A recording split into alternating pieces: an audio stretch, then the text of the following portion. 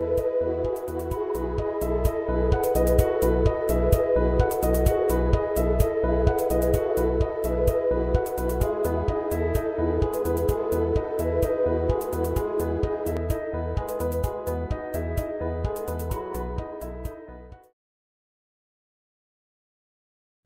वालेकुम। आज हम मोनोपोलिस्टिक कंपटीशन के बारे में पढ़ेंगे। पिछले लेक्चर्स में आपको याद होगा हमने पहले आपको परफेक्ट कंपटीशन, फिर मोनोपोली, फिर हमने आपको प्राइस डिस्क्रिमिनेशन के बारे में बताया। आज हम मोनोपोलिस्टिक कंपटीशन के बारे में आपको कुछ बताएंगे, ठीक है। सबसे पहले हम थोड़ा सा जो है वो उसको रिवीजन के आपके पॉइंट ऑफ व्यू से हम थोड़ा सा जो है आपको दूसरी जो है इसकी फर्म्स के हवाले से भी बताएंगे, कुछ चीज़ें बताएंगे आपको, ठीक है। So market structure is the focus real world competition. Okay, now market structure क्या होता है? Refers to the physical characteristics of a market within which firm interact. Okay, ये सारी बातें मैं आपको तफसीलन बता चुका हूँ, ठीक है। Now market structure involves the number of firms in the market and the barriers to entry, ठीक है ना। Now perfect competition with an infinite number of firms and monopoly with a single firm are popular opposites। ये दो extremes मैंने आपको बताई थी, ठीक है। Infinite number, large number, perfect competition, और एक प्रोड्यूसर, मोनोपोली। तो दो एक्सट्रीम केसेस हैं, राइट। ये पॉपुलर ऑपोजिट्स हैं, ठीक है। अब देखिए, monopolistic competition and oligopoly lies between these two extremes. इन दो एक्सट्रीम्स के दरमियान ये लाए करते हैं, ठीक है। और आप परफेक्ट कंपटीशन से जो है आप नंबर ऑफ सेलर्स कम करते चले जाते हैं, ठीक है, तो मोनोपोलिस्टिक कंपटीशन आ जाता है। उससे कम करते हैं तो ओलिगोपोली आ जाती है, उससे कम करते हैं इनके दो तो ड्यूपोली आ जाती है, उससे कम यानी कि एक तो मोनोपोली हो जाता है, ठीक है। यानी कि अगर इन्फिनिट और लार्ज नंबर ऑफ सेलर्स हो तो परफेक्ट कंपटीशन, ठीक है। अगर उससे थोड़े कम तो मोनोपोलिस्टिक कंपटीशन, अगर उससे थोड़े कम हो गए, ठीक है, तो फिर इसको क्या बोलेंगे? ड्यूपोली। और उससे कम हो गए तो ओलिगोपोली। और अगर सिर्फ हुआ, ठीक है, बल्कि दो हुए तो ड्यूपोली, और अगर एक हुआ तो मोनोपोली कहलाएगा, ठीक है। नाउ हम अपने पॉइंट तक पहुंच गए। Monopolistic competition. Monopolistic competition is a market structure in which there are many firms selling differentiated product. I'm sorry, let me repeat it again. So monopolistic competition is a market structure in which there are many firms selling differentiated products, right? So अब इस तरह देख लें। अब थोड़ा सा इसको जो है ना आप समझने के, ये एक मार्केट सिचुएशन होती है जिसमें बहुत सारे मोनोपोलिस्ट आपस में compete कर रहे होते हैं। Monopolistic competition, to some extent they are monopolist and to some extent they are competing, right? तो एग्जांपल आपको अच्छी तरह से याद होगी, मैंने आपको दी थी, ठीक है जी। जैसे मुझे अगर टूथपेस्ट की मैंने आपको एग्जांपल दी थी, ठीक है। तो बहुत सारे मोनोपोलिस्ट होते हैं। मोनोपोलिस्ट वो कैसे होते हैं? क्योंकि उनके पास कुछ मोनोपोली पावर होती है, उनके पास उनके कुछ कंज्यूमर ऐसे होते हैं जो वही प्रोडक्ट उन्हीं की ले रहे होते हैं, उनकी तरफ से वो एक तरह के आप कह सकते हैं कि वो बेफिक्र होते हैं। और दूसरी सूरत वो लोग जिनके लिए वो कम्पीट कर रहे होते हैं, जो इन्फ्लुएंस हो जाते हैं प्राइसेस से, पैकिंग से और इन तमाम चीज़ों से, जो इन्फ्लुएंस हो के जो है वो चीज़ को ख़रीदते हैं, तो उनके लिए वो कम्पीट कर रहे होते हैं। इसलिए हम इसे मोनोपोलिस्टिक कंपटीशन कहते हैं। तो हम कह सकते हैं कि monopolistic competition is a market situation where many monopolist compete with each other। यानी कि monopolistic competition is a market structure in which there are many firms selling differentiated product के अंदर वो differentiate कर लेते हैं। अब डिफ्रेंशिएशन मुख्तलिफ तरह की होती है, यू नो, वो उसके साइज़ में, उसके टेस्ट में, उसके बेचने के स्टाइल में, उसके जो बेचने वाली जगह है उसके हवाले से, ठीक है, उसकी सेल्स में, वो मुख्तलिफ तरह से उसको डिफ्रेंशिएट कर लेते हैं दूसरी प्रोडक्ट से। ओके,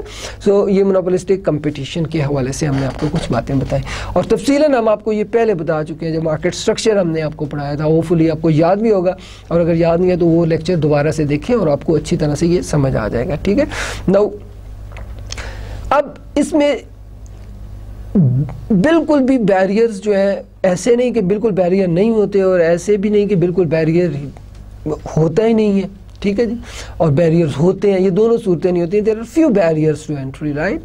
नाउ हम इसके कैरेक्टरिस्टिक्स देखते हैं, ठीक है। One, many sellers.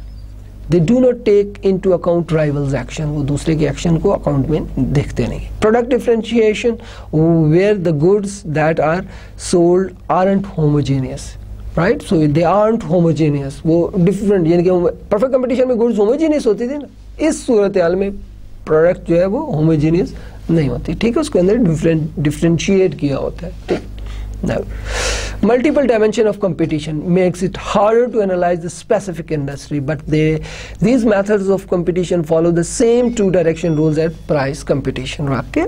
Now, ease of entry of new firm into the long run because there are no significant barriers to entry. Okay. So these are the four characteristics of the monopolistic competition. Okay. Now, output, price, profit of monopolistic competition. Okay. Or output, price and profit of a monopolistic competitor firm, right. So it's a like monopoly. Okay. So थोड़ा सा फर्क आप समझ लीजिए ताकि आपको ये जो है ना अच्छे से, मोनोपोली और मोनोपोलिस्टिक कंपटीशन के रेवेन्यू कर्व्स की जो है वो स्लोप डिफरेंट होती है. मोनोपोलिस्टिक कंपटीशन के अंदर वो जो है वो मोर इलास्टिक होते हैं, मोनोपोली के अंदर लेस इलास्टिक रेवेन्यू कर्व्स होते हैं. ठीक है. इन अदर वर्ड वो किसे कि इलास्टिसिटी ऑफ जो है वो डिमांड वो लेस इलास्टिक होती है इन केस ऑफ मोनोपोली और मोर इलास्टिक होती है इन case of monopolistic competition, right. So the monopolistic competitive firm has some monopoly power, so the firm face a downward sloping demand curve. Minor revenues below price, you know that. A profit maximizing output, marginal cost will be less than the price. Okay, so just remind करा देता हूँ अगर आपको ये थोड़ा सा जो है वो देखिए आप.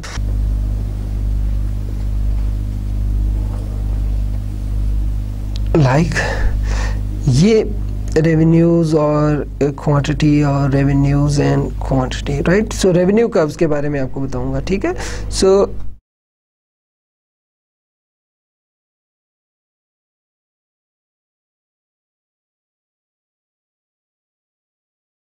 okay, so ये AR और ये MR. okay, sorry ये AR और ये MR. ओके. सो आप देखें ये लेस इलास्टिक है, लिहाजा ये किसके होंगे, मोनोपोली, और ये monopolistic competition. Okay, understand. So इसमें आपके देखें कि मोनोपोली के अंदर रेवेन्यू का लेस इलास्टिक होते हैं और मोनोपोलिस्टिक कंपटीशन के अंदर मोर इलास्टिक होते हैं. ये डिफरेंस है. Okay. Now like a perfect competitor zero economic profit exist in long run, right. Long run के अंदर जीरो इकोनॉमिक प्रॉफिट होता है, जैसे आपने देखा जो है परफेक्ट कंपटीशन के तहत होता है, right. Now what is monopolistic competition? Monopolistic competition is a market structure in which there are a large number of firms. The product produced by the different firms are differentiated. Entry and exit occurs easily. ठीक है, तो आप ये तीन बातें याद रखिएगा. Large number of firms, the product produced by the firm are differentiated, and entry and exit is easy. Okay. Now, first of all, product differentiation. Product differentiation applies that the products are different enough that the producing firm exercise a minimum monopoly over their product. The firm compete more on product differentiation than on price. Okay. Entering firm produce close substitute, not identical or standardized product. So ये देखिएगा, आप इस पे गौर कीजिएगा कि product differentiation मैंने आपको थोड़ी देर पहले भी बताया. ठीक है जी. सो ये अपनी जो है वो एक मिनी मोनोपोली कायम कर लेते हैं. वो मिनी मोनोपोली कैसे कि देखें, मैंने आपको पहले भी एग्जांपल दी. लॉयल हो जाता है कस्टमर, लॉयल हो जाता है. ठीक है, उसको इतना मुतासर कर ले, उसके साथ लॉयल हो, उसके ऊपर उसकी मोनोपोली हो गई. ठीक है. बाकी कस्टमर जो है वो प्रोडक्ट के डिफरेंशिएशन की वजह से, प्राइस की वजह से, उसके लेबल की वजह से, वो मार्केट में दुकान पे किस जगह पे पड़ा हुआ है, या वो इश्तिहारों की वजह से जो है वो इन्फ्लुएंस हो जाते हैं. वो लोगों के लिए ये फर्म्स कम्पीट कर रही होती हैं. ठीक है जी. तो ये प्राइस से ज़्यादा जो है वो प्रोडक्ट को डिफरेंशिएट करने पर कम्पीट कर रही होती हैं. ठीक है. जैसे कि मैंने आपको बताया ना, टूथपेस्ट के एग्जांपल में बताया था कि कुछ जैसे कि हमने शुरू से सुन रखा है कि लौंग बहुत अच्छा होता है दांत के दर्द के लिए.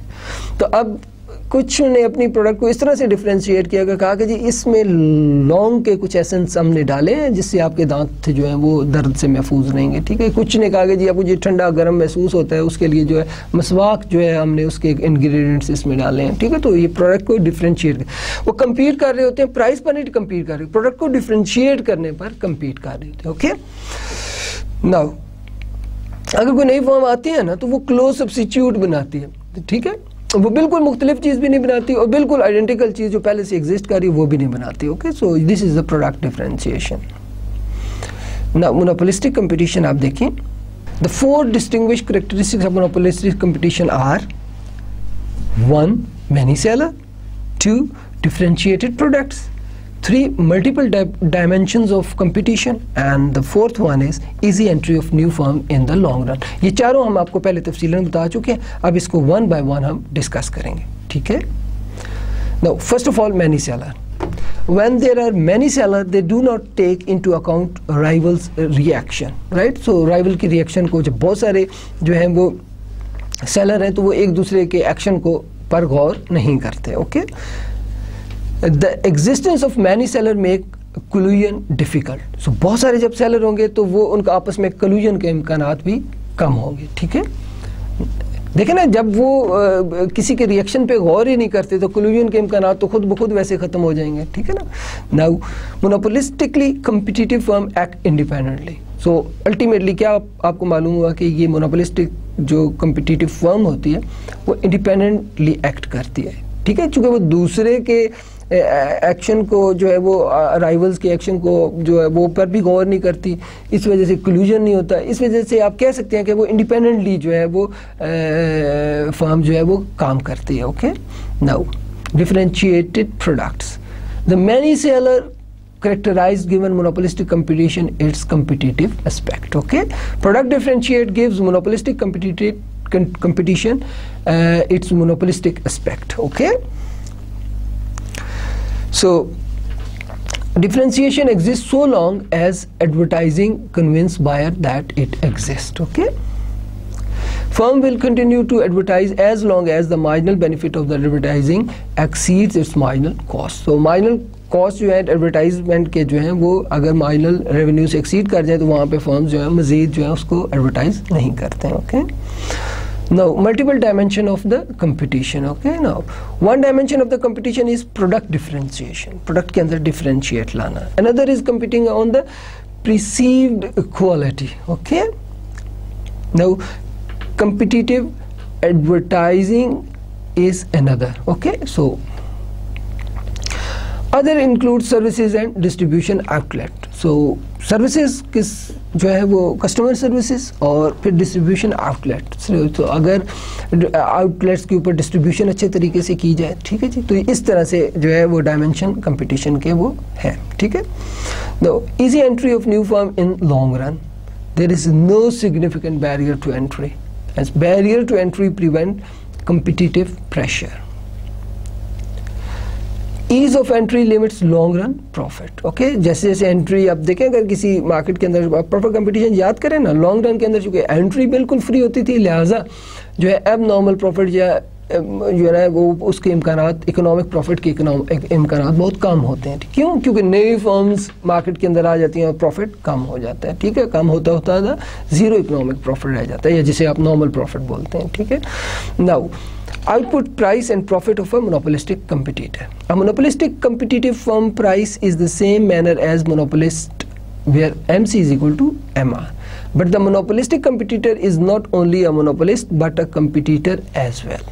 Okay, look at this diagram. So initially आपको ये diagram देखें तो आपको अंदाज़ा होगा जैसे ये मोनोपोली की डायग्राम, ओके। सो बिल्कुल ये मोनोपोली की तरह ही होती है, okay. So first of all you have to find the equilibrium point. Equilibrium point is that point where MC is equal to MR। You can see this is the equilibrium point, okay. इसको हम अगर इस axis पे गिराते हैं तो quantity तय हो गई, ऊपर ले जाकर इस एक्सिस पे गिराते हैं तो प्राइस तय हो गई, ओके। सो एवरेज कॉस्ट यहाँ से गुजर रही है, तो ये जो येलो एरिया है this is the economic profit, okay, या इसे एबनॉर्मल प्रॉफिट कह सकते हैं, okay. Now look at this, this is economic loss, In this case, again look at the equilibrium point. This is the equilibrium point where MC is equal to MR. इसको अगर हमने x axis पे गिराया तो quantity Q1 तय हो गई, और अगर हमने इसको ऊपर जाके जो है वो प्राइस डिमांड तक ले गए तो ये प्राइस तय हो गई, और इसको थोड़ा ऊपर ले गए तो कॉस्ट तय हो गई. दिस इज़ द जो light blue, I think this is the loss area. Okay, so ये इकोनॉमिक लॉस है. ओके, सो थर्ड पॉसिबिलिटी क्या हो सकती है? दैट इज़ नॉर्मल प्रॉफिट या economic profit. Okay, so this is again equilibrium. इसको upward ले जाए, ये this is the point, right. So ये प्राइस तय हो गई, ये क्वांटिटी तय हो गई. तो दिस इज हाउ जो है वो तीन पॉसिबिलिटीज़ जो हमने आपके मोनोपोलिस्टिक कम्पिटिटिव फर्म की बताई कि एबनॉर्मल प्रॉफिट भी हो सकता है, इकोनॉमिक लॉस भी हो सकता है, और नॉर्मल प्रॉफिट भी. तीनों पॉसिबिलिटीज़ मोनोपोलिस्टिक कंपटीशन के तहत हो सकती हैं. Okay, now output, price and profit of a monopolistic competitors. At equilibrium, every total cost equal price and economic profit is 0. Okay? Okay. Now, अभी हम आपके सामने ये तीनों कंडीशन कंस्ट्रक्ट करते हैं ताकि आपके लिए वो कंस्ट्रक्ट करनी आसान हो जाए. आप गौर कीजिएगा, जिस तरह से मैं कंस्ट्रक्ट करता हूँ, अब आप देखें तीन ऑप्शंस मैंने आपको बताए थे. एबनॉर्मल प्रॉफिट यानी कि इकोनॉमिक प्रॉफिट, नॉर्मल प्रॉफिट और इकोनॉमिक लॉस, राइट. सो तीन कंडीशंस हैं, राइट. अंडर देखिए मैं आपके सामने ये तीनों जो हैं वो कंस्ट्रक्ट करता हूँ, आप देखिएगा.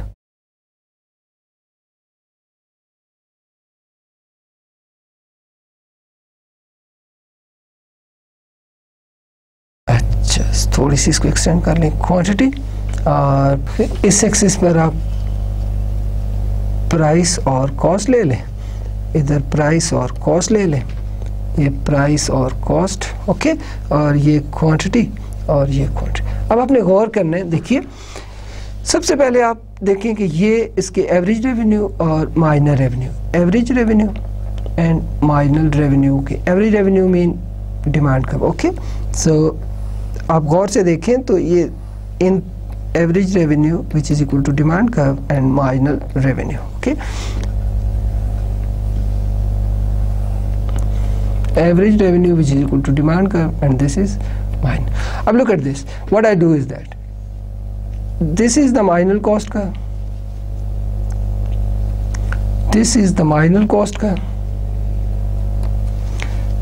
this is the marginal cost curve. Okay, now average minor revenue और माइनर कॉस्ट यहाँ पर इक्विलिब्रियम बना रहे हैं. इसको नीचे गिराएं, क्वांटिटी तय हो गई, और इसको ऊपर ले जाएं और इधर गिराएं तो आपकी प्राइस तय होगी. ओके, इसे पी स्टेरिक कर लें, इसे क्यू स्टेरिक कर लें. ओके, ये इक्विलिब्रियम पॉइंट, इसको नीचे गिराया, आपकी क्वांटिटी तय हो गई, और इसको ऊपर ले जाकर इस एक्सिस पे गिराया तो आपकी प्राइस तय हो गई. नाउ ये equilibrium point, this is the equilibrium point here, this is the equilibrium point here, this is the equilibrium point. इसे नीचे गिराया तो क्वांटिटी तय हो गई, इसे ऊपर ले जाकर इस एक्सिस पे गिराया तो प्राइस तय. Okay, now look at this three diagram, they are identical, same. Okay, now एक में हमने एबनॉर्मल प्रॉफिट बनाना है, एक में हमने लॉस बनाना है, और एक में हमने नॉर्मल प्रॉफिट बनाना है. ठीक है, अब आप देखिएगा जस्ट एक कर्व के डिफरेंस से ये तीनों बिल्कुल मुख्तलिफ बन जाएंगे. ओके, अगर हमने प्राइस से कम पर एवरेज कॉस्ट गुजार दिया, ओके, सो ये आपकी कॉस्ट आ गई. Okay, C asterisk, so this will become the profit. Okay, alright. So इसका नाम ए रख लें, इसका नाम बी रख लें. Okay, so look at this, what is the average cost? Average cost is O C asterisk. Okay, so what is the area of the average total cost O Q steric into O C steric, length into width. So it means this is the cost. And what is the revenue? This whole is the revenue. Okay, you can understand this. मैंने आपको बताया था O P steric into O Q steric mean quantity into price is total revenue. It means total revenue is that area. ये मेरा आप देखें ball point घूम रहा, और average total cost is that area. Okay, now this area is the profit, यानी कि revenue minus cost, so this area is profit. So this is, आप क्या कह सकते हैं, economic profit, right? So this is economic profit और abnormal profit आप इसे कह सकते हैं। अब इस तरफ आए, अब आपने यहाँ पे फर्ज करें नॉर्मल प्रॉफिट बनाना है, तो जिस जगह से प्राइस गुजर रही है ना उस जगह से आप एवरेज कॉस्ट गुजार दें, ठीक है। सो अब आपका ये क्या हो जाएगा जो है जीरो प्रॉफिट या जीरो इकोनॉमिक प्रॉफिट, ठीक है, जीरो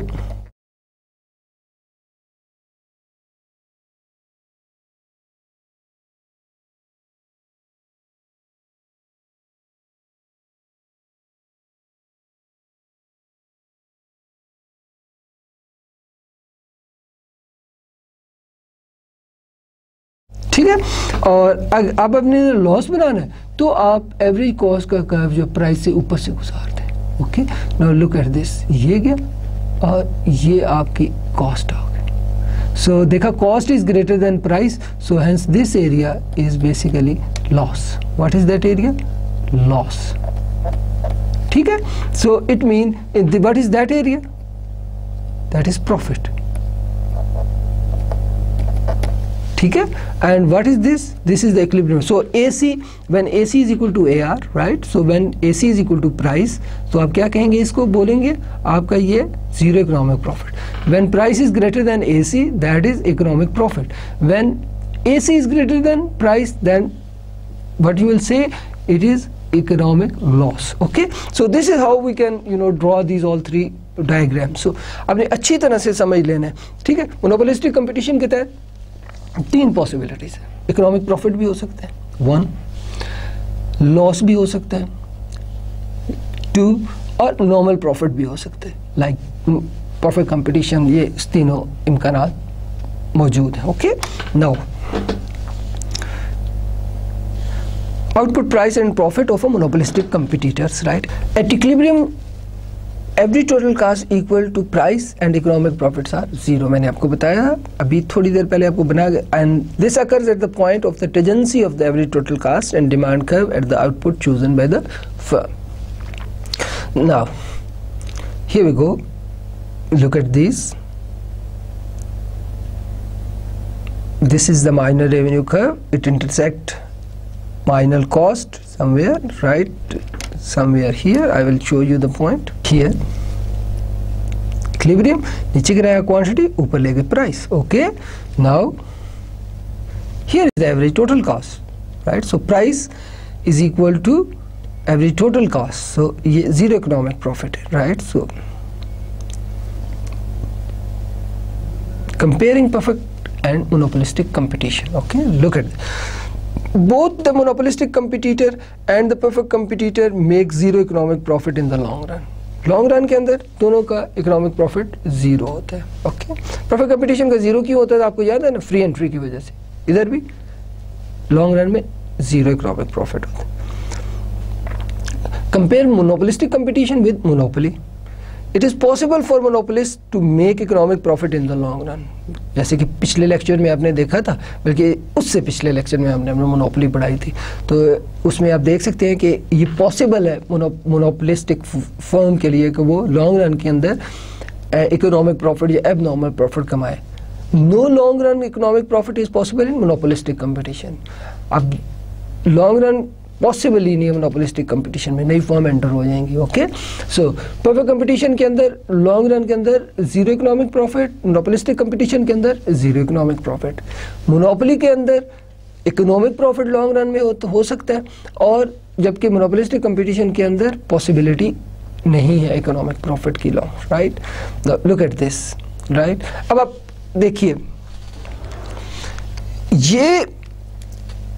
ये जो डिमांड कर्व है ना, ये मोनोपोलिस्टिक कंपटीशन की है, और ये माइनर रेवेन्यू मोनोपोलिस्टिक कंपटीशन का है। ये मार्जिनल कॉस्ट है। मार्जिनल कॉस्ट और मार्जिनल रेवेन्यू, अब अच्छी तरह से देखिए, गौर से देखिए कि ये उनका एवरेज टोटल, ये बेसिकली आपका परफेक्ट कंपटीशन का जो है वो आपका डिमांड कर्व। ओके, नाउ अब इसमें देखें कि ये आप दोनों में in monopolistic competition in the long run price is greater than minimum average total cost. Price is greater than minimum average total cost, right? And in perfect competition is the long run P is equal to minimum average total cost. Okay, so this is the point perfect competition. Okay, and this is the point monopolistic competition. Okay, the monopolist price is greater than minimum average total cost. Okay, so अगर आप ये equilibrium बना लेना, ये equilibrium बनाए, इसको ऊपर ले जाए तो यहाँ पर, ओके, तो this would be the price किसके तहत, आपकी मोनोपोलिस्टिक कंपटीशन में. ठीक है, तो आप देख लें मोनोपोलिस्टिक कंपटीशन में P जो है वो greater than minimum average, P जो है ये यहाँ पर है और ये ग्रेटर है किससे, इस कास्ट से जहाँ पर मिनिमम है. ओके, तो in perfect competition the long run P is equal to minimum of every total cost. Okay, here we go. Okay, now monopolistic competition output is lower and price is higher than the perfect competition. Okay, try to understand this. Monopolistic competition के अंदर output is lower and price is higher compared to perfect competition. Perfect competition में output ज़्यादा है, price कम है. Monopolistic competition के अंदर output कम है, price high है. ठीक है, लॉन्ग रन के अंदर. Compare monopolistic competition with monopoly. It is possible for monopolist to make economic profit in the long run because of existence of the barrier to entry. चूंकि barrier entry पर है, अगर वो एबनॉर्मल प्रॉफिट कमा रहा है, नई फर्म आकर प्रॉफिट शेयर नहीं कर सकती, लिहाजा जो है वो एबनॉर्मल प्रॉफिट के इम्कानात लॉन्ग रन के अंदर मोनोपोली, एक मोनोपोलिस्टिक जो है फर्म जो है वो एबनॉर्मल प्रॉफिट अर्न कर सकती है. ठीक है, Now, no long run economic profit is possible in monopolistic competition because there are no significant barrier on entry. Long run के अंदर मोनोपोलिस्टिक कंपटीशन के अंदर जो बैरियर नहीं होते हैं, नई फर्म आ सकती है अगर प्रॉफिट हो मार्केट के अंदर, लिहाजा एबनॉर्मल प्रॉफिट नहीं होता. Okay, For a monopolistic competitor in long run, equilibrium is equal to P is equal to average total cost, which is greater than marginal cost, which is equal to marginal revenue. Okay. Advertising and monopolistic competition. Perfectly competitive firm have no incentive to advertise, but monopolistic competition do. Okay, ये देखें ना, goods are homogeneous under perfect competition. ये तो आपको मालूम है, एक तरह की, लिहाजा किसी भी फर्म को एडवर्टाइज करने की कतई कोई ज़रूरत नहीं होती, क्योंकि वो इस तरह से, चूँकि वो प्रोडक्ट डिफ्रेंशिएट नहीं कर रहे होते, लिहाजा वो अपनी प्रोडक्ट के लिए इंसेंटिव या अट्रैक्ट नहीं कर सकते कंज्यूमर को, लिहाजा एडवर्टीजमेंट परफेक्ट कंपटीशन के अंदर मुमकिन ही नहीं है, उसकी ज़रूरत नहीं है, इंसेंटिव ही नहीं है फर्म को. जबकि मोनोपोलिस्टिक कंपटीशन के अंदर यस, बिकॉज वो प्रोडक्ट को डिफ्रेंशिएट कर रहे हैं. जब आप प्रोडक्ट को डिफ्रेंशिएट कर रहे हैं तो फिर आप एडवर्टाइज करके वो जो डिफ्रेंशिएशन आप लाए हैं उसकी तरफ you can draw the attention of the consumer and you can increase your sales and hence profit. Okay, the goal of advertising are to increase demand and make demand more inelastic. Okay, so ये उसका जो main goal होता है. Now advertising increase average total cost. Advertising जो average total cost को क्या करता है, increase करता है. अच्छा, ये फिर कब तक मुमकिन है, कब तक, जब तक कि the increase in the cost of the monopolistic competitive product is the cost of differentness. Okay, so the increase in the cost of the monopolistic competitive product is the cost of differentness. Okay, कि आपकी differentness पैदा करनी है अपनी. ठीक है. Now non-price competition. The firm attempt to establish its product as a different product from the offered from that offered by its rival. So firm क्या कोशिश करती है, अपने प्रोडक्ट को दूसरे से प्रोडक्ट से डिफरेंट, राइट, अपने राइवल के प्रोडक्ट से डिफरेंट साबित करती है. Differentiation mean that in the consumers mind the product is not the same. Marketing is often the key to successful differentiation. Okay, so चूंकि कंज्यूमर के ज़हन में होता है कि ये एक तरह की प्रोडक्ट नहीं है, ठीक है, सो मार्केटिंग के ज़रिए से, ठीक है जी, सक्सेसफुल डिफरेंशिएशन जो है वो कायम की जा सकती है. Now, firm may differentiate product by perceiving quality, reliability, color, style, safety feature, packaging, purchase term, warranties and guarantees, location, availability, hour of operation or any other feature, right? So देखिए, आप इनको एक एक चीज़ को गौर से देखिए. क्वालिटी, ठीक है जी, डिफरेंशिएट कर सकते हैं क्वालिटी के. ये कि टूथपेस्ट की एग्जांपल ले लें कि इस टूथपेस्ट से इस टूथपेस्ट की अच्छी क्वालिटी है, ठीक है, वो अच्छी क्वालिटी करके डिफरेंशिएट कर सकते हैं. रिलायबिलिटी, उसके ऊपर रिलाय किया जा सकता है. अब आप ये कंज्यूमर को बता दें कि आप इस पर रिलाई कर सकते हैं। डिफरेंशिएट कलर, बहुत जो है कलर बहुत अट्रैक्टिव होते हैं, ठीक है, और ये डिफरेंशिएट करने में बड़ा अहम रोल प्ले करते हैं। पैकिंग, उसका कलर, राइट, ओके। सो टूथपेस्ट का कलर बहुत, जैसे कि आप बच्चे देखें ना, वो कुछ ऐसे टूथपेस्ट हैं जिनकी तरफ बड़े माइल होते हैं, रागब होते हैं, वो बड़े कलरफुल होते हैं, ओके। सो कलर जो है उसके ज़रिए से भी जो है प्रोडक्ट के कलर के ज़रिए से भी चीज़ को डिफरेंशिएट किया जाता है। फिर उसका स्टाइल है, उसके पैकिंग स्टाइल हो सकता है, ठीक है, और फिर सेफ्टी फीचर है, ठीक है, ये भी डिफरेंशिएट करने में जो है बहुत अहम रोल प्ले करता है। और फिर वारंटीज़ हैं, ठीक है, और फिर गारंटीज़ हैं, ठीक, लोकेशन बहुत इंपॉर्टेंट है, ठीक है। फिर अवेलेबिलिटी, यानी कि इट इज़ अवेलेबल, अगर कोई प्रोडक्ट है, अगर आपने वो जो देखे ना, बहुत सारे बर्गर्स आपको मार्केट में अवेलेबल है, अगर एक बर्गर वाला जो है वो अवेलेबिलिटी 24 आवर के लिए कर दे तो वो प्रोडक्ट डिफरेंशिएट हो गई ना, कि अब वो अगर if you are going for that type of burger, it mean it is available 24 hour a day.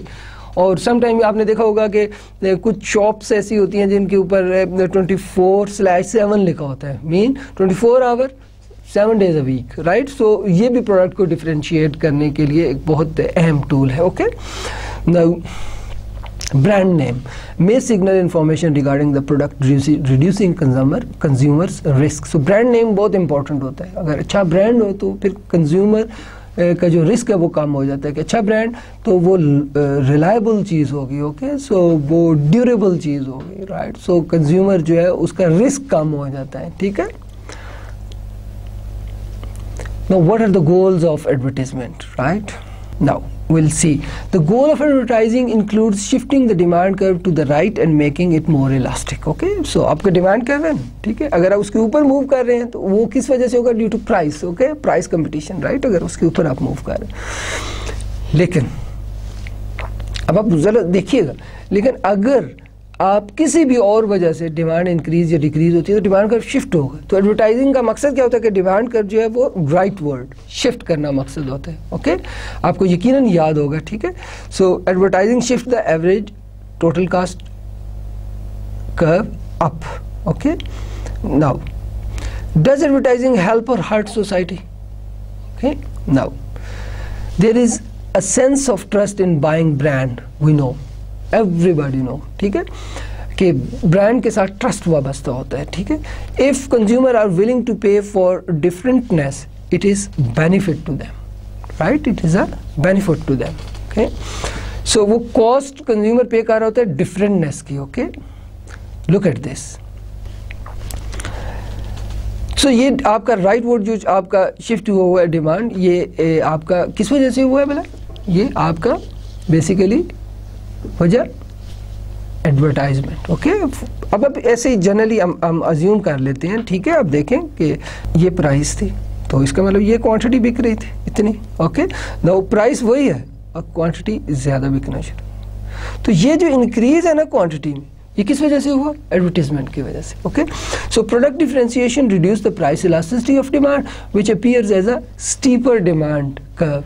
Successful product differentiation enable firm to charge a higher price, okay. वो हायर, अगर देखिए उसे गौर कीजिए, अगर वो इतनी ही क्वांटिटी, ठीक है, अगर डिमांड का उस तरफ शिफ्ट हो गई है तो इतनी ही क्वांटिटी वो इस प्राइस पे भी बेच सकता है, ठीक है। पहले P0 पे बेच रहा था, अब P1 पर, देखें उतनी क्वांटिटी Q0 और Q1 आप कर लें, ठीक है। तो आप देखें कि P0 पर वो Q0 बेच रहा था, एडवर्टीजमेंट की वजह से डिमांड का उस तरफ शिफ्ट हो गई, ठीक है जी। तो इससे क्या हुआ? लेस प्राइस इलास्टिक हो गया, इसकी स्लोप कम हो गई, तो उससे क्या हुआ कि उतनी क्वांटिटी ज़्यादा प्राइस पर जो है वो बेच सकता है, ठीक है ना। ये प्रॉफिट जो है वो प्राइस में जो इंक्रीज है ये बेसिकली एडवर्टीजमेंट की वजह से, okay. Now brand name, you know, a brand name is valuable to a firm. It makes the demand less elastic and can enable the firm to earn higher profit. And once a consumer had a positive experience with the good, the price elasticity of demand for good typically decrease. The consumer become loyal to that product. So this was, you know, basically the monopolistic competition, right? So monopolistic competition क्या होता है? आपको अच्छी तरह से समझ आ गया होगा। मोनोपोलिस्टिक कंपटीशन एक मार्केट स्ट्रक्चर होता है जहाँ पे बहुत सारे मोनोपोलिस्ट एक दूसरे से compete कर रहे होते हैं। ओके, ये मोनोपोली से इसके कर्व्स जो रेवेन्यू कर्व्स हैं मिलते जुलते हैं। फ़र्क क्या होता है, मोनोपोली के कर्व लेस इलास्टिक होते हैं क्योंकि सप्लायर एक होता है, और इधर मोर इलास्टिक होते हैं क्योंकि नंबर ऑफ सेलर्स होते हैं। ठीक है, ओके। सो लेकिन स्लोप उनकी वो डाउनवर्ड स्लोपिंग डिमांड कर उसी तरह से होती है। ठीक है, और एक 3 पॉसिबिलिटीज़ हैं जैसे आप परफेक्ट कंपटीशन में देखते हैं। Possibility 1, abnormal profit. Yes, there is possible, there is possibility of abnormal profit in short run. 2, abnormal loss. Yes, there is possibility of abnormal loss. 3, zero economic or normal profit. Yes, there is possibility. Okay, like perfect competition. But in long run, since there is no barrier for any firm to enter in the market, hence क्या होगा उससे क्या implication होगी कि अगर economic profit है नई firm enter हो जाएंगी, प्रॉफिट शेयर हो जाएगा, प्रॉफिट नॉर्मल हो जाएगा, और अगर एबनॉर्मल लॉस है तो कुछ फर्म छोड़ के चली जाएंगी। ठीक है, तो लॉस कम होता हुआ आपकी जो है वो नॉर्मल हो जाएगा। तो आप लॉन्ग रन के अंदर आपका प्रॉफिट क्या होता है, नॉर्मल होता है मोनोपोलिस्टिक कंपटीशन के तहत। ओके, जबकि मोनोपोली के तहत लॉन्ग रन में एबनॉर्मल प्रॉफिट हो सकता है। परफेक्ट कंपटीशन के तहत एबनॉर्मल प्रॉफिट नहीं हो सकता, क्योंकि परफेक्ट कंपटीशन और मोनोपोलिस्टिक कंपटीशन के तहत एबनॉर्मल प्रॉफिट लॉन्ग रन में क्यों नहीं हो सकता? कभी आपने गौर किया? क्योंकि in both cases there is free entry and free exit. In case of profit, abnormal profit, new firms can enter into the market. In case of loss, right, firms जो है मार्केट छोड़ के जा सकती हैं, राइट। तो इसलिए monopolistic competition और परफेक्ट कंपटीशन के तहत पॉसिबिलिटी जो है लॉन्ग रन के अंदर एबनॉर्मल प्रॉफिट की नहीं है, जबकि मोनोपोली के अंदर इम्कानात मौजूद है।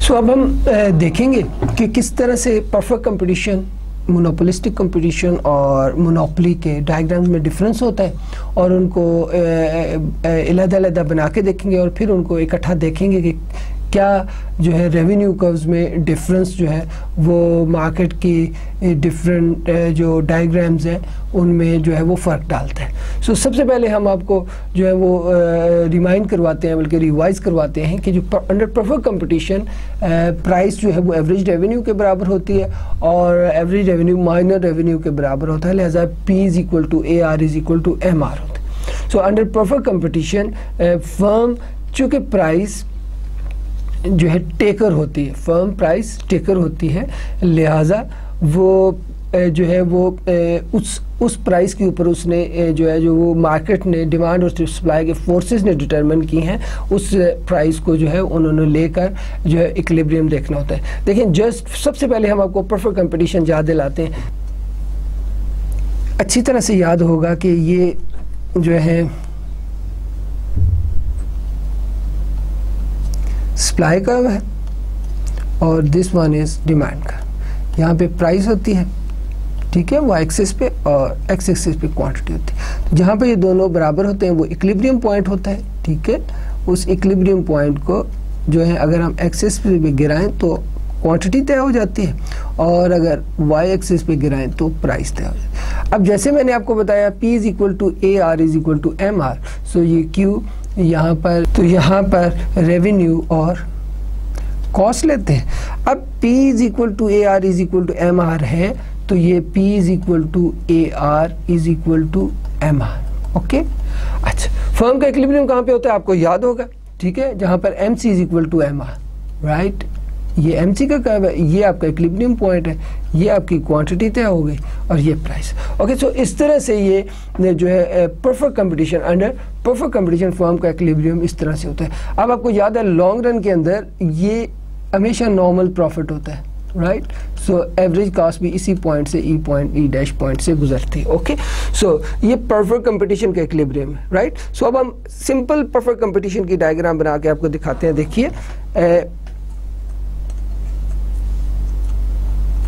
P = AR = MR, okay. और यहाँ पर रेवेन्यू और कॉस्ट और यहाँ पर क्वांटिटी, ये MC का कर्व है और ये इक्विलिब्रियम हो गया, ये क्वांटिटी तय हो गई और ये प्राइस तय होगी। ओके, सो ये आपका एवरेज रेवेन्यू का कर्व, एवरेज कॉस्ट का कर्व है। So average cost, minor cost, price, average revenue और माइनर रेवेन्यू इक्वल हो रहे हैं, इसको नॉर्मल प्रॉफिट बोलते हैं। ठीक है, सारी ये परफेक्ट कंपटीशन का डायग्राम है। आपने अगर गौर से देखें कि परफेक्ट कंपटीशन के तहत जो प्राइस, एवरेज और माइनर रेवेन्यू का कर्व होते हैं वो एक स्ट्रेट लाइन होते हैं, राइट। अब बात आ गई मोनोपोली के तहत। ठीक है जी, अब मोनोपोली के मैं फिर आपको रिमाइंड करा देता हूँ। आपको याद होगा कि मोनोपोली के जो इक्विलिब्रियम्स हैं हमने दो तरह से आपको बनाने सिखाए थे, ये क्वांटिटी, ये रेवेन्यू और ये कॉस्ट। ठीक है, ये एक टोटल रेवेन्यू का कर्व होता है, आपको मालूम है, और ये आपका टोटल कॉस्ट का कर्व। अब आप गौर से देखें कि इस पॉइंट तक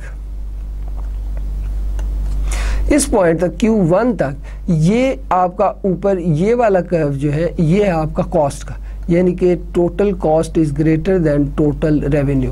तो जब आपको मालूम है total revenue minus total cost होता है, ये आपको मालूम है।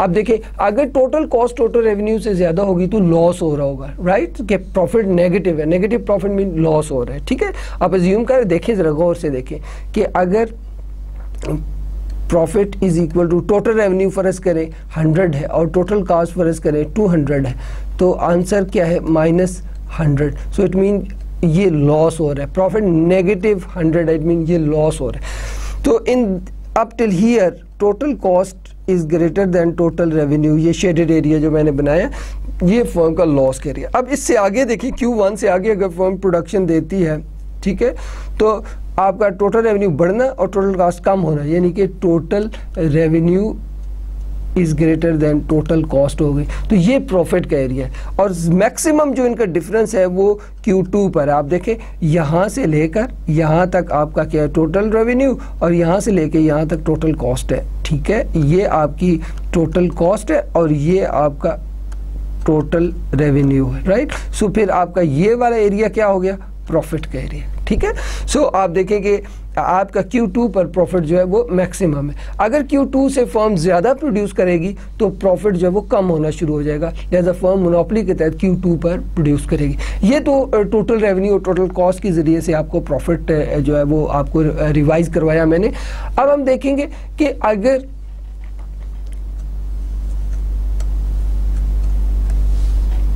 रेवेन्यू और कॉस्ट, अगर अब आपको मालूम है कि ये आपका मोनोपोली के तहत एवरेज रेवेन्यू और माइनर रेवेन्यू का काम होता है, right.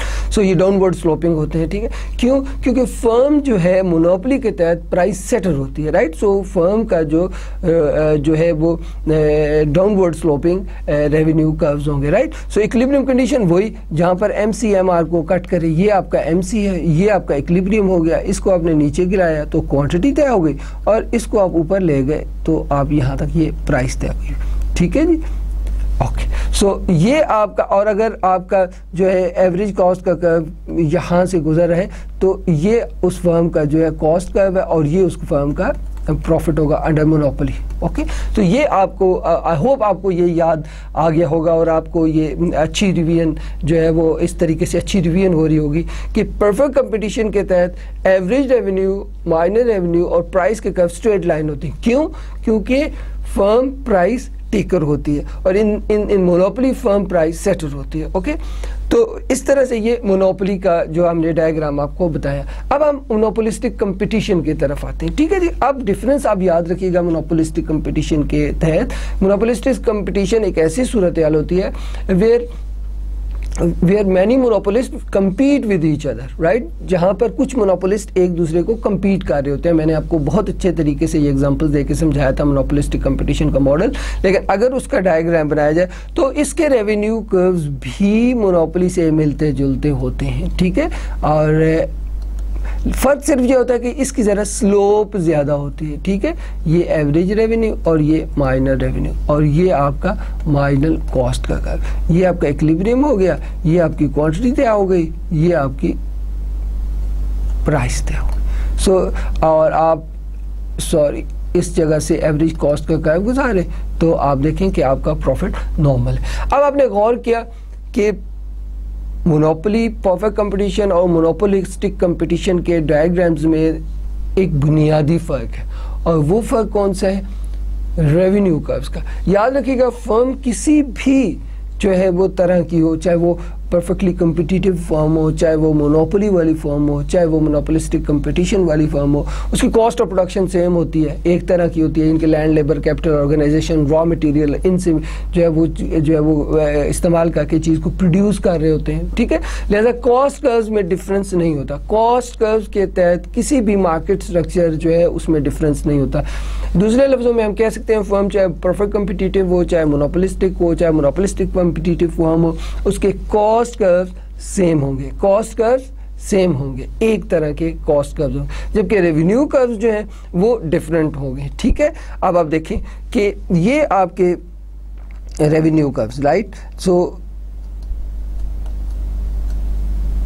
Revenue curves under perfect competition, right. So वो कैसे होंगे? Q R, that is P is equal to AR is equal to MR, right। अच्छा, अब रेवेन्यू कर्व्स